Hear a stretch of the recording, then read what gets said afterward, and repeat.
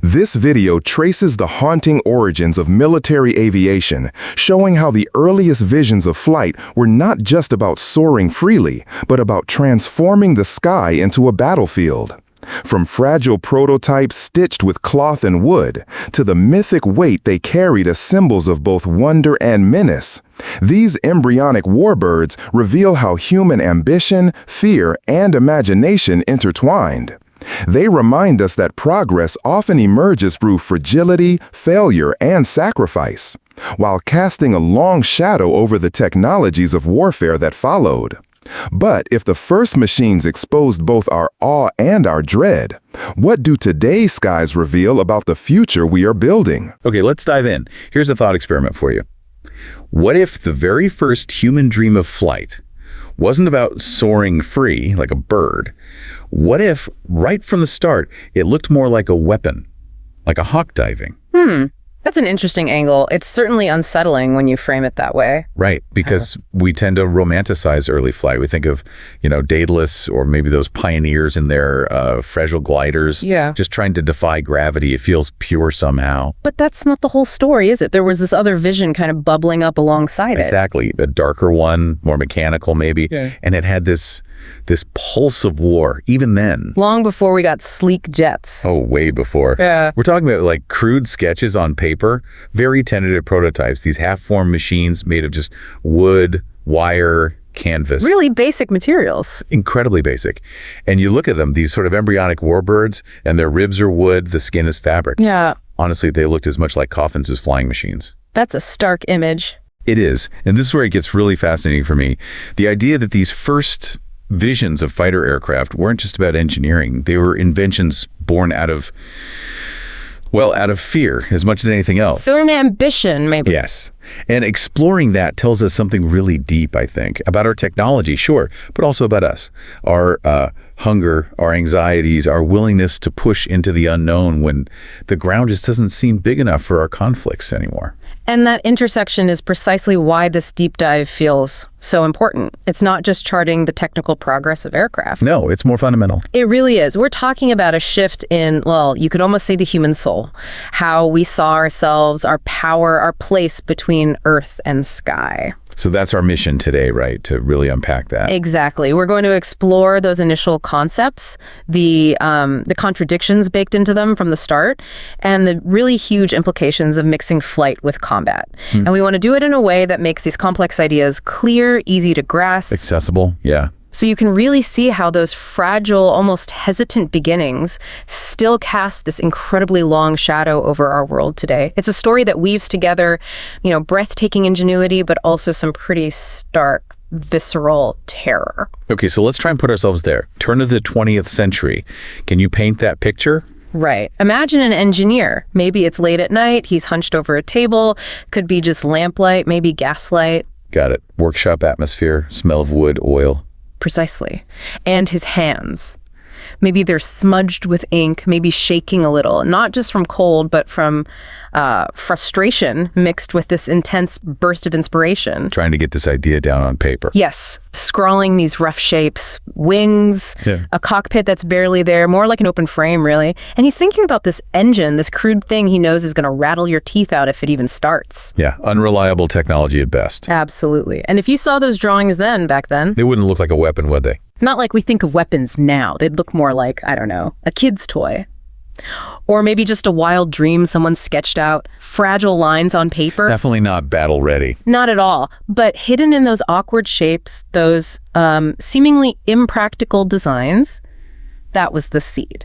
The seed of a future that would completely change warfare forever. The first time someone really tried to fuse that ancient dream of flight with the equally ancient instinct for battle. And that combination, well, it changed everything. It's those contradictions you mentioned earlier that are so striking when you look closely at these early designs. Contradictions like? Well, on one level, they were just pure wonder, weren't they? I mean, think about it, lifting people into the sky. It was astonishing, a triumph. Hard not to marvel at that, yeah. But at the very same time, there was this other feeling, this undercurrent of menace, even from the start. So how did the designers talk about them? What was the official line?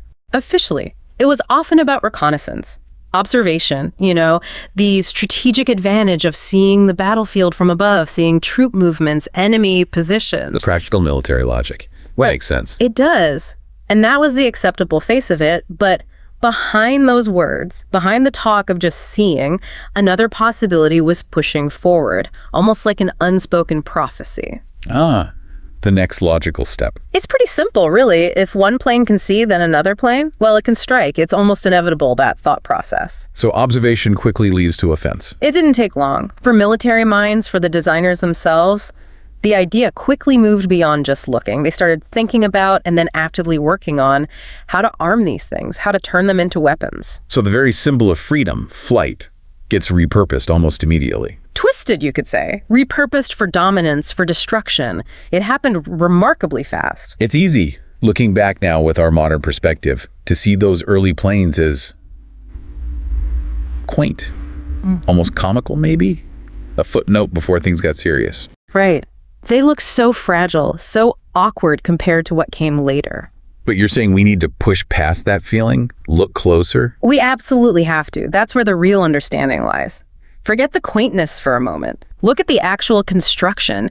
Those thin wooden struts, maybe spruce, maybe ash. Held together with wire. Exactly. Bracing wires humming in the wind, the fabric, linen or silk stretched tight and painted with dope, that lacquer to stiffen it. And those engines? Often rotary engines that spun with the propeller. Spraying oil everywhere, I hear. Constantly. Overheating, vibrating violently, prone to just seizing up mid-flight. Every single part of these machines, even in their fragility, was already being shaped by the idea of war. By war's invisible hand, you might say. So they weren't just flying machines that later became weaponized. They were kind of proto-weapons from the get-go. I think that's a fair way to put it. Their limitations, the very things that made them seem fragile, actually dictated how they were first used in combat. How so? Well, think about the combat itself. It was incredibly intimate. We talk about dogfights now, but back then, pilots were often so close they could literally see the other pilot's face. You're kidding. See their expression. Absolutely. Wave a fist, maybe make eye contact. And the weapons. Talk about improvised. What were they using? Initially, their own service revolvers, maybe a carbine rifle, firing over the side of the cockpit. Then came attempts to drop things, grenades, bricks. Some accounts even mention grappling hooks. Bricks? Seriously? Seriously, they were trying anything. By our standards, it sounds almost absurdly inefficient, but the terror of it, that was real. That personal, visceral danger made these seemingly clumsy machines profoundly impactful. It brought combat into a whole new dimension. Literally. A terrifyingly close one. A terrifying new proximity. It took warfare off the ground and put it right in your face, even in the sky. Okay, so stripping away any romance, any nostalgia, the first Warbird wasn't born sleek and perfect. Not even close. It was born in, as you said, trembling fragility. Its wings were stitched together with maybe equal parts ingenuity and just sheer terror. That's a powerful summary. Ingenuity and terror. That combination really captures it. Which brings us back to that really big question. It feels profound somehow. What does it actually mean that humanity's first machines capable of flight lean towards violence so quickly, so decisively? Because the easy answer, the one we always hear, is just, it was inevitable. Right. The old war is the engine of invention line. Exactly. Or, military necessity drives progress. But I want to push back on that a bit. Is that too easy? Does it kind of excuse something deeper? Like a pre-existing condition almost. Yeah. Like maybe there was this hunger or this dread already there in us, long before the trenches of World War I actually demanded these flying weapons. Does that make sense? It makes perfect sense. And it connects to something fascinating, the way mythology seems to haunt invention. Especially this invention. Mythology. How so? Think about it. For thousands of years, across so many cultures, what did the myths say? Gods descending from the sky, right? Yeah, Zeus with thunderbolts. Indra. Exactly. Wielding fire, holding this immense power over the poor mortals stuck on the ground. These stories, these ancient narratives, they provided a kind of template, an unconscious one maybe. A template for power from above. Power granted by the heavens, power used against the earthbound. So when these first clumsy drawings of armed aircraft started appearing, whether the inventors knew it consciously or not, they were echoing those much older stories. Wow. So taking a machine gun into the sky wasn't just a technical step. It was also, in a way, a reenactment. fulfilling this deep-seated desire for godlike power, for aerial dominance. So technology becomes almost mythic, a reenactment of divine warfare, but with machines instead of gods. Precisely. Technology wasn't just practical, a tool for war. It tapped into something deeper, something mythic. But then you have this amazing contrast Between the myth and the reality. Exactly. The grandeur of the myth, all-powerful sky gods, versus the often pitifully fragile reality of those early planes. Right. You mentioned engine seizing. Wings ripping off in a strong wind, weapons jamming constantly right when you needed them most, guns misfiring. It was chaos. And the pilots themselves, you mentioned the conditions. Unbelievable hardship, open cockpits, freezing cold at altitude, the deafening roar, the constant spray of oil. The scarves weren't for show, though. Not at all. Right. They tied scarves around their necks literally to keep from choking on oil and soot. It was purely practical, sometimes life-saving. They had hardly any instruments, no parachutes initially, no heating, flying by the seat of their pants, quite literally. Just sheer guts and instinct. And a constant negotiation with a machine that might kill you at any moment. So this gap, this tension between the godlike dream and the fragile, failing reality that becomes the engine of development. I think that's a great way to put it. That constant tension, dream versus failure, huge ambition versus clumsy execution, it is the rhythm of how this technology evolved. And maybe it reflects something about us, too. Perhaps it's the rhythm of human nature itself, isn't it? We're always reaching higher, pushing boundaries. But those first steps into new territory, they're almost always awkward, uncertain, dangerous even. We're haunted by the gap between what we aspire to be and what we can actually do right then. That push and pull between the vision and the capability. It defines so much of human progress, especially when the stakes are this high. Okay, let's shift perspective slightly. I want everyone listening to just step back for a second and really try to imagine the psychological impact of these first flying machines. Oh, yes, the mental shift. Because for literally all of human history before this, war happened. Well, down here, on land, on the sea. Measured in miles marched or walls built or ships deployed. Exactly. The horizon was the limit. That was the edge of the battlefield, the edge of what you could affect or what could affect you. And then boom, suddenly the horizon just cracks wide open. Everything changes in that moment. The scale of that shift, psychologically and strategically, it's almost impossible for us to fully grasp now. Because it wasn't just a new place to fight. No, it fundamentally revealed that the battlefield wasn't flat anymore. It wasn't two-dimensional. Suddenly, it had depth. It had altitude. It offered this completely new, three-dimensional perspective on conflict. How did that change things on the ground for commanders? Imagine you're a commander. Your whole world, your understanding of the battle, was based on maps, maybe reports from cavalry scouts. Suddenly, pilots are coming back from the sky with these sketches, these scribbled maps made from an impossible viewpoint. Seeing things no one on the ground could see. Exactly. Enemy troop movements behind the lines, hidden artillery positions, supply depots. That kind of intelligence could change everything, instantly. It gave a foresight and an advantage that was simply unimaginable before. And for the ordinary soldier in the trenches, what did they feel? That must have been profoundly unsettling. For centuries, a soldier could rely on terrain, distance, maybe fortifications for some measure of protection. Now there was this gaze from above. Feeling exposed. Utterly exposed. The ground itself wasn't safe cover anymore. You could be seen, targeted, attacked from a direction you'd never even considered. That feeling of being watched constantly from the sky. It must have added a whole new layer of dread to warfare. So what about the pilots then?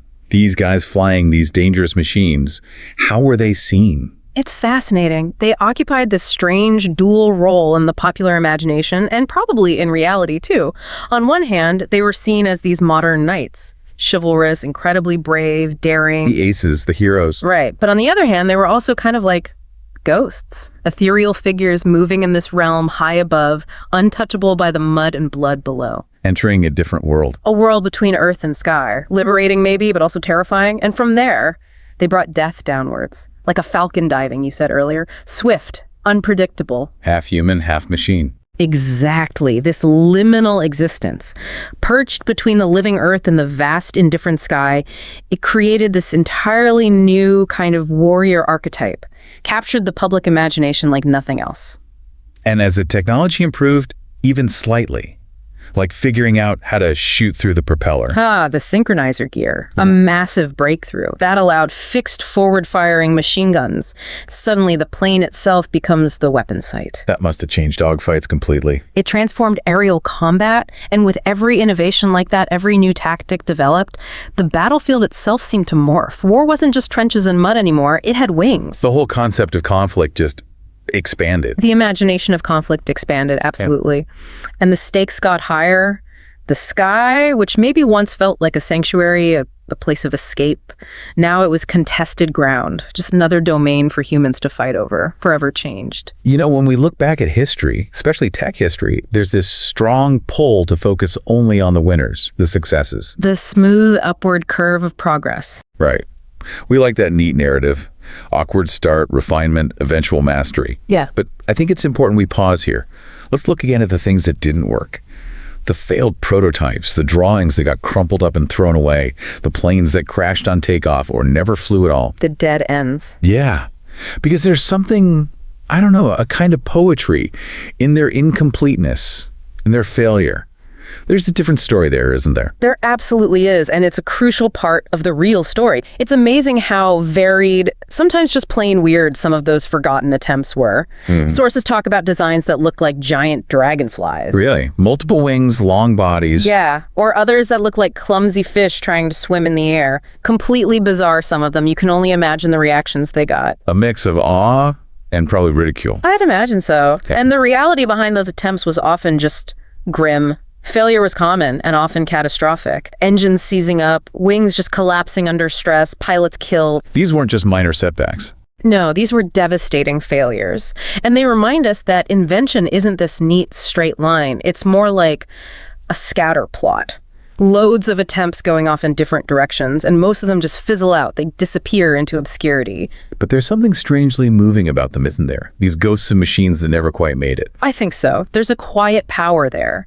Maybe they show us something deeper about progress itself. Which is? That progress isn't just about piling up successes, it's also about sacrifice in a very real, often brutal way. Sacrifice, how do you mean? Well, think about it. Every broken plane, every pilot who died testing a flawed design, that was, in a sense, data, a hard lesson learned, a grim offering paid towards achieving future mastery. So failure was actually necessary. The fragile machines, the imperfect ones, they were absolutely necessary because they embodied the courage it takes to try something unfinished, something risky, without knowing if it will work. They proved that imperfection, that failure, could still shape destiny. It's where the learning happens. So when we look at those early warplanes, we shouldn't just see crude beginnings. No, we should see courage dressed up as fragility, ambition hidden inside failure. It totally reframes how we think about innovation, especially in something as dangerous as early aviation. Okay, let's bring this forward now. Because those early sketches, those trembling machines, their impact didn't end when they were superseded. They cast these incredibly long shadows. Far longer than their fragile wingspans would suggest. Because they established a principle, didn't they? A principle that's still very much with us. Which is? The second technology touches warfare. It starts to evolve. Yeah. Ruthlessly, relentlessly fast. Yes, there's an acceleration built into that combination that is undeniable and maybe a little terrifying. And if you trace that line of evolution, It's breathtaking, really. From cloth and wood biplanes, you go to metal monoplanes, then the big piston engines of World War II, then boom jets in the Cold War. Now we have stealth aircraft that are almost invisible, sophisticated missile systems, drones that can operate autonomously thousands of miles away, that whole trajectory. from cloth to steel, piston to jet, dogfights to drones. It all started back there. With those first awkward attempts, it's an unbroken line of escalating power, escalating lethality. And with each step, that deeper question you raised earlier, it just gets louder, doesn't it? It absolutely does. The question that those first warbirds whispered gets darker, more urgent with every advance. Are we inventing these things purely for protection, to shield ourselves, or are we inventing just to try and outrun our own fear? Are we just constantly building faster, deadlier tools because we're terrified of being vulnerable, trying to conquer our own anxiety? That's the really key insight, I think, for you listening now. It's still relevant. That suggests the arms race is driven as much by internal psychology as by external threats. That's a heavy thought. It is. And this is where you, the listener, really come into the picture, because none of us are innocent bystanders in this history. How do you mean? Every time you look up and marvel at a modern fighter jet cutting through the sky, this incredible piece of engineering, you're seeing the direct descendant of those fragile first attempts. The end result of that lineage. Exactly. And there's an allure there, isn't there? A beauty mixed with menace. We're drawn to it. We're complicit in its power, in its history. The Warbird isn't just history. It lives in our collective imagination. Our fascination with power, with mastering the skies for whatever reason. There's a difference, though, maybe, between then and now. That's an interesting point. Maybe those early machines, in their fragility, were also more honest. Yeah. They showed the ambition kind of naked, raw. The human impulse to conquer the sky for battle, warts and all. Clumsy, dangerous, but visible today. Technology is so refined, so elegant in its deadliness. The honesty is gone. It feels like it's been replaced by efficiency, cold, calculated, almost abstract precision. The vulnerability is hidden, polished away. But that original question, it's still there, isn't it? Quietly urgent. What sky are we building now? Exactly. With the incredible power we have now, the reach, what future are we actually constructing? What does the legacy of those first trembling wings mean for us today? So we find ourselves standing here, really, on this threshold between history and whatever comes next, still kind of haunted by those first fighter planes. Awkward, fragile, often doomed. But they opened a door, didn't they? A door into a whole new way of thinking about power, conflict, the sky itself. And that door, it feels like it never really closed. It hasn't, and through it, we don't just see the machines. We see the human soul that dreamt them up. A soul that dreams of flight. And in the very same breath, dreams of domination. It's that duality again. So what's the secret then? What's the message those fragile beginnings are still whispering to us? Maybe it's this, that the line between wonder and terror is incredibly thin. Thinner than a canvas wing stretched over wood. That our inventions reflect us more than we admit. They mirror us deeply. Not just our genius, but our fears, our ambitions, our darker impulses too. And that every new horizon we reach, every technological leap, it carries the shadow of those old hungers. So we don't end with an easy answer. No. We end with a question. A big one, left hanging there, maybe like contrails dissolving in the sky. For you, for everyone listening, to think about long after this conversation is over. Which is? What will we make of the next dream? The next technology that rises trembling from our hands? Will it lift us up towards real freedom, connection? Or will it pull us down? Or pull us down into the abyss of our own cleverness, our own inventions? And the early warbirds. They don't give us the answer. They just watch. Silent witnesses. Wings fragile, engines stuttering in our memory, waiting for us to decide. All right, so you ever look up at a plane cutting across the sky and just wonder, not just how it stays up there, but why? Why that specific shape, that sound, that purpose? We're going deeper than just the mechanics today. We're digging into something, something pretty fundamental, maybe even a bit unsettling. Our sources for this deep dive really pose this central question, one we don't often ask out loud. What was that first dream of flight that wasn't about being like a bird, graceful and free, but looked more like a weapon? It's a thought, isn't it? That shadow of conflict, of wanting an edge, maybe it was woven into the dream of flight right from the start. It suggests this isn't just about tech, it's about intent. Yeah, because for every soaring myth, every hopeful sketch of wings against the blue, there seems to be this other side, a darker kind of mechanical vision, already pulsing with the idea of war. And what's surprising, really, is that the earliest warplanes weren't just a response to battlefield needs, not entirely. They came from this almost fevered imagination, this drive to take conflict itself and lift it into the sky, a whole new arena. So that's our mission today. We're exploring how these embryonic warbirds, you could call them, these rough sketches, the shaky prototypes, how they actually reveal something deep about us, about human nature. It goes way beyond just inventing stuff. It's not just about the wood and the canvas and the sputtering engines, though we'll get into that. Those materials, they sometimes seemed, frankly, much coffin as they did flying machine. But the core idea here, what our research keeps pointing to, is that these early visions weren't just inventions of metal and wire. They were, in a way, inventions of fear. They show our hunger, our anxieties, our willingness to push into the absolute unknown when maybe the ground just didn't feel big enough for our conflicts anymore. It's a powerful thing to realize about what drives us. ultimately the story, it's not just about machines, it's really the story of a shift, a fundamental change in the human spirit, how we saw ourselves and our world. And that's exactly it. That's what makes this so incredibly fascinating, to see how that ancient dream, the sheer wonder of flight, got tangled up almost immediately with our oldest instincts for conflict. It's a very human story, isn't it? Full of these contradictions. And like you said, these weren't sleek jets. Not even close. We're talking about these incredibly fragile, sometimes downright awkward-looking things, wood, fabric. You can see why people thought they were as dangerous to the pilot as to anyone else, maybe more so. So this deep dive, it lets us peel back those layers. We're looking at the practical side. Sure, just getting these things off the ground was a miracle half the time, but we're also digging into the psychology, the drive behind it all, and even, the myths, the old stories that seem to echo in these designs. It's this amazing mix of ingenuity, ambition, and frankly, a lot of fear about what they were unleashing. And when you connect that to the bigger picture, it really suggests that the dream of flight, it was never purely innocent, was it? Right from the start, even in those first shaky drawings, there was this hint, this understanding of the power you get from being above. It wasn't just about seeing things, so that was huge, of course.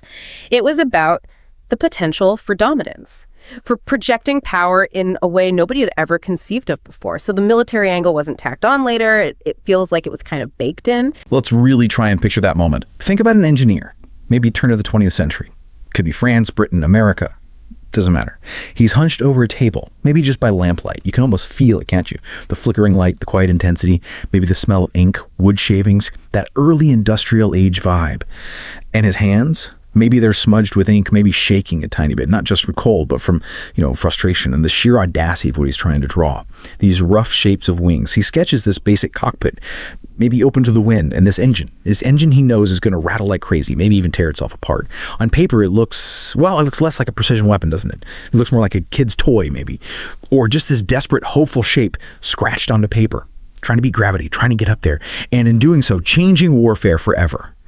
But right there, in those awkward lines, those often flawed first ideas, that's the seed, isn't it? The undeniable beginning of what's to come. This was the first real push to merge that timeless dream, that almost spiritual urge to fly, with the equally ancient, maybe even primal, instinct for battle.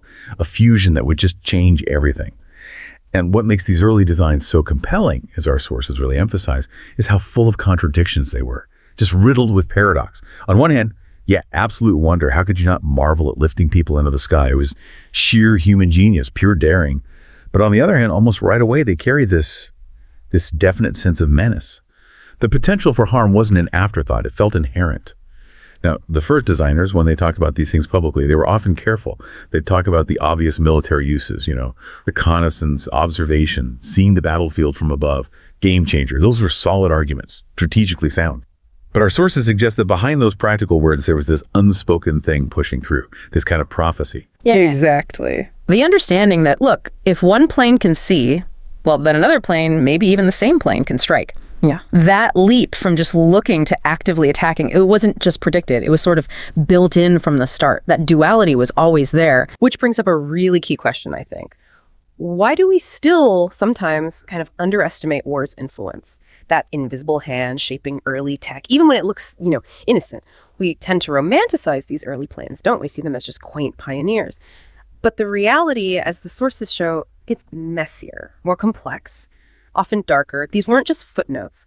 The military angle, direct or indirect, it was almost always there, kind of co-piloting the design process.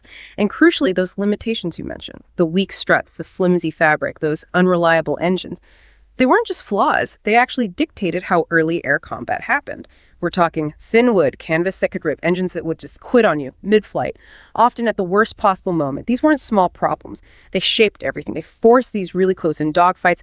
Pilots literally sing the other guy's face. It was about frantic maneuvering, not fancy targeting. A pilot in a sock with camel or a fucker. They didn't have heat-seeking missiles. They had to get right up close, sometimes just yards away, to have any chance of hitting anything. And the weapons. Oh man, the weapons were, improvise is putting it mildly. Yeah, the sources are full of these stories.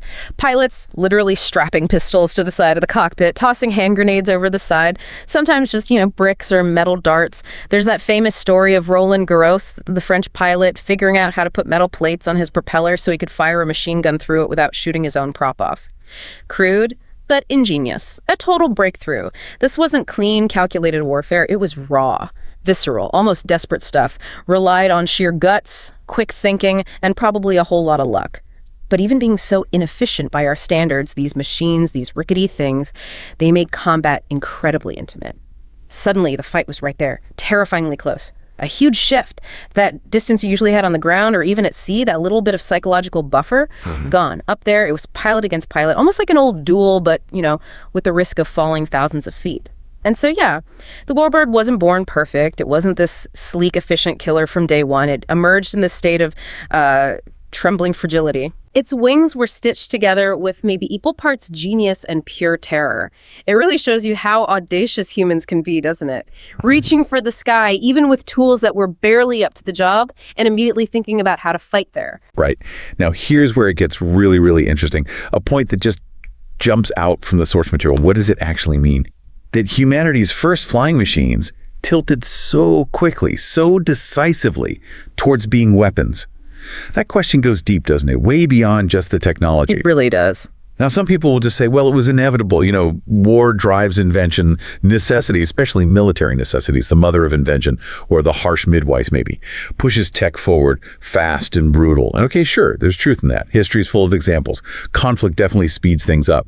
But the sources we looked at, they suggest that just saying inevitable is, well, it's a bit too easy. It kind of lets us off the hook, doesn't it? It maybe excuses this deeper hunger, this impulse that was there before the trenches of World War I absolutely demanded planes for fighting. It feels like something more fundamental was at play. Or a predisposition, almost. Exactly, a predisposition.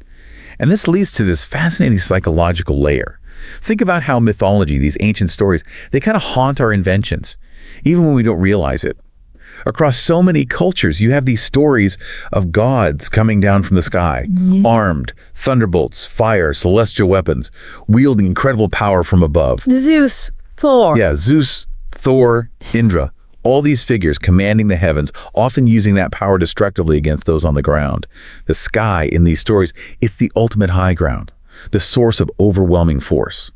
And in those myths, our sources argue, you find this powerful template, this idea of power coming from the heavens, power used against the earthbound. It's like it's wired into our collective imagination.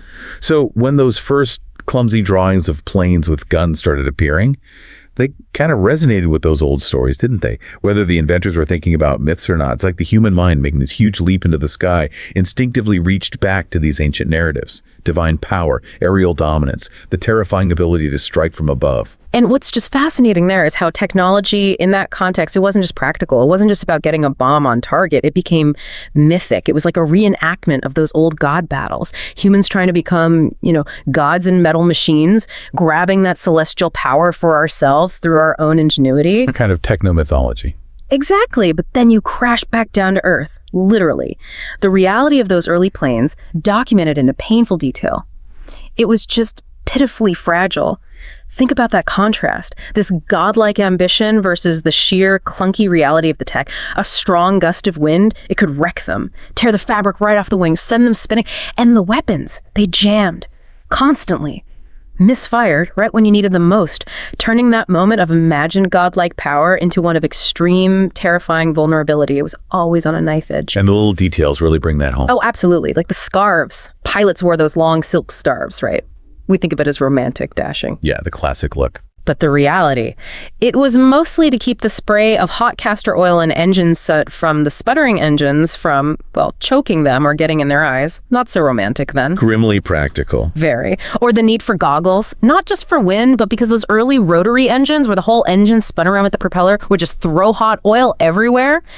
It underlines how raw and dangerous just operating these things was. So if we step back and look at the bigger picture. Yeah, if we connect this bigger picture, this tension, right, between the dream, the godlike ambition, and the constant failure, the fragile reality that becomes the rhythm, the pulse of early tech evolution. It's this constant cycle. Reach high, fail hard, learn something painful, try again, push a little further. It wasn't a smooth curve upwards. It was jagged, full of setbacks and sacrifice. Maybe, just maybe. Well, perhaps it's also the rhythm of us, of human nature. We're always reaching, aren't we? Trying to be more, do more, go higher. But those first steps, they're always awkward, clumsy.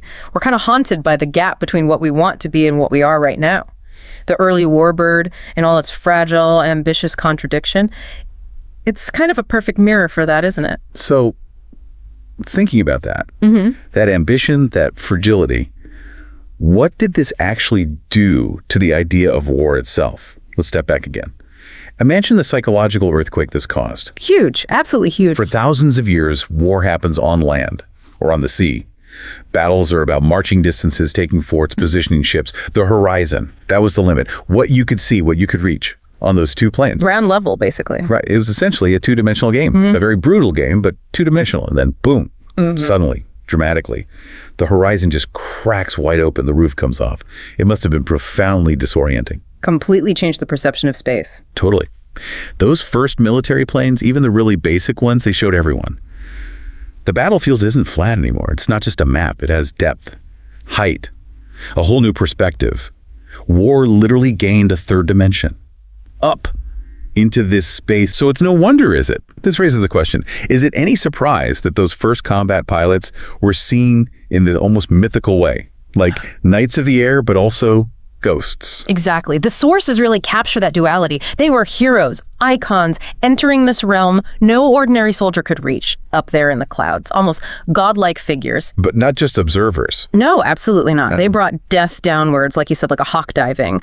Their appearance meant danger from this completely unexpected direction. That image stuck deeply. So they existed in this strange in-between space. A liminal existence, absolutely. Part human, wrestling with these crude machines, the cold, the fear, and part machine themselves, extensions of these flying things, perched right there between the solid earth and this vast, indifferent sky.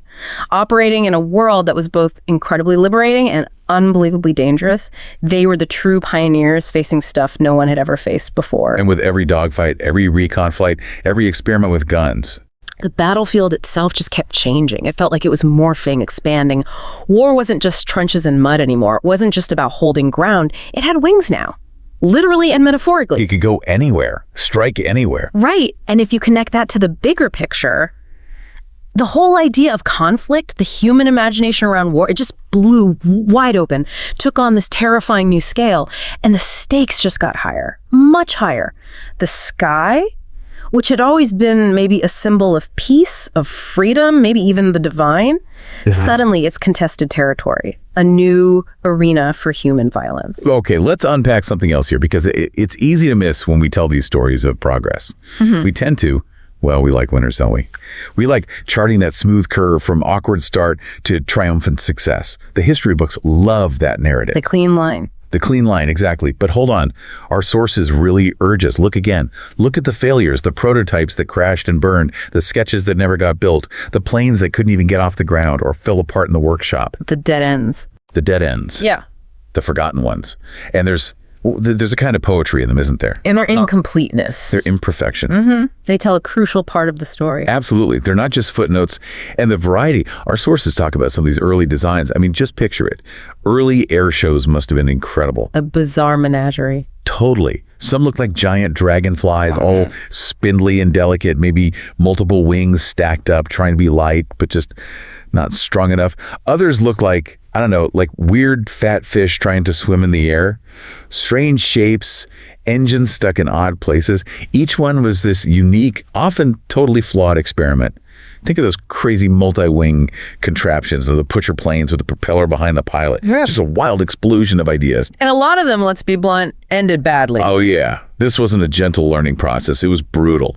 Engines seizing up midair, wings just folding, structures failing under stress, pilots killed in test flights, killed in early missions. These failures, they really drive home that invention isn't this neat straight line. It's more like throwing 100 things at the wall and seeing what sticks. A scatter of attempts, most just vanishing, leaving behind only hard-learned lessons. And yet, there's something really moving about them, isn't there?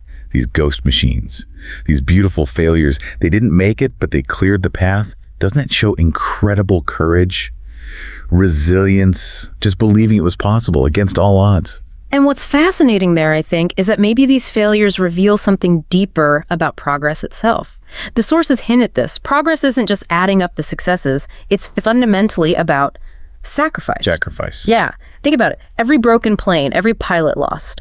Whether testing a new design or in those first chaotic fights, it wasn't just a tragedy. It was, in a way, a grim payment. An offering made so that future designs could be better, future pilots safer. Lessons bought with blood and wreckage. That's a powerful way to put it. Those fragile machines, the ones that didn't quite work, the awkward ones, the flying elephants, the weird experiments, they were essential because they were unfinished, because they were flawed. They embodied the sheer guts it takes to try something radically new, knowing it might fail spectacularly. They showed that imperfection, even catastrophic failure, could still shape the future. By revealing what didn't work, they pointed the way forward. They were the necessary failures. So connecting that to the bigger picture. Right. When we look back at these early warplanes, we're not just seeing crude technology, we're seeing courage dressed up as fragility. We're seeing massive ambition hidden within designs that often failed. It's a testament to that relentless human drive to push boundaries, to innovate, even when it's incredibly dangerous. They're more than just machines, they're symbols of that audacious spirit forged in both wonder and fear. Okay, so here's where it gets really compelling, I think. Looking beyond that specific historical moment, looking at the ripples, the echoes that are still shaping our world right now. Those first sketches, those rickety machines, they cast really long shadows, don't they? Much longer than their actual wingspans. Absolutely. Their legacy is immense. Because deep inside them, right from the beginning, our sources show this principle at work, and it has never left us. The second you connect advanced technology with warfare, it just takes off. It evolves with this ruthless speed, almost unstoppable. The ultimate accelerator. Exactly. Driven by the highest stakes imaginable. Survival, dominance. And you can trace that line, unbroken, from those first tentative steps. Cloth and wood become steel and titanium and composites. Piston engines become jets, then hypersonic engines. Visible dogfights, pilot against pilot, become invisible electronic warfare. Drones controlled from halfway around the world. That whole terrifying arc, it started right there with those awkward drawings. It's a direct lineage. Lineage escalation. Constant escalation. And with every single step, every new level of power and reach, that underlying question gets darker, doesn't it? More urgent. Are we inventing these things purely to protect ourselves, to defend against threats, or are we trapped in this cycle, just constantly trying to outrun our own fear by building bigger, faster, deadlier tools, which only makes everyone else more afraid and speeds up the cycle again? The sources don't give an easy answer. They just force you to stare at the question. So what does this mean for you? For the listener living today, the sources suggest, maybe uncomfortably, that you're not just an observer of this history, you're connected to it, whether you realize it or not. Yeah, you're part of the lineage. Every time you see a modern fighter jet streak across the sky, that incredible power, that sleek design, or maybe you hear the distant buzz of a drone, you're looking at the direct descendant of those fragile early machines. You're witnessing the end result so far of that dream of weaponized flight. And maybe you feel that pull, right? The undeniable beauty, the technological marvel. But at the same time, maybe a chill, that inherent menace, that destructive potential. We're kind of drawn to both, aren't we? It's a complex human thing reflected right there in the machine. And what's truly fascinating here is how the Warbird lives on, not just in history books or museums, but in our imagination right now. It taps into something deep in us, that fascination with power, with defying gravity, with maybe controlling the uncontrollable. It's become this powerful symbol in movies, games, stories, constantly reflecting how we feel about power and the sky. And there's a contrast you mentioned. Yeah, there's this compelling contrast. If those first machines were fragile, maybe their fragility made them honest. Honest? How so? Well, they showed the ambition, the risk, the danger, all right there on the surface. No disguise, the flaws were obvious, the purpose maybe brutally clear. You knew what you were dealing with. The pilot certainly did today. With technology refined into the sleek, often remote, deadly elegance, where killing can happen with a button press from thousands of miles away, maybe some of that raw honesty gets lost. Replaced by this terrifying efficiency, this distance.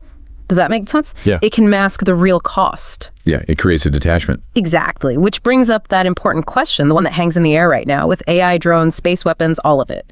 The question remains, and it feels quietly urgent.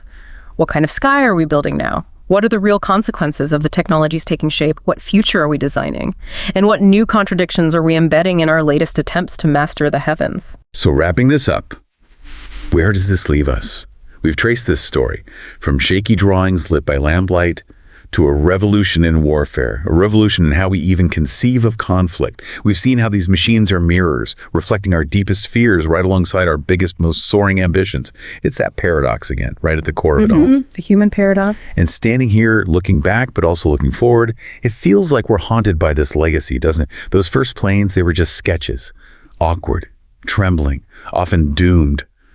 But they opened a door into the sky that is never, ever closed. And maybe can't be closed now. No going back. No going back. And through that door, we don't just see the machines, we see the human spirit that made them. A spirit that dreams of flight, of freedom, of wonder. And yet in the exact same breath, it seems, also dreams of dominance, of power, of control. That tension, it's the whole story, isn't it? It really is. Yeah. And what's fascinating, perhaps that's the secret. Those fragile machines still whisper to us, if we listen closely, that the line between wonder and terror, between the pure awe of flight and its potential for destruction, it's incredibly thin. Maybe as thin as that canvas stretched over wood. They remind us, maybe more clearly than sleek modern tech does, that our inventions are reflections.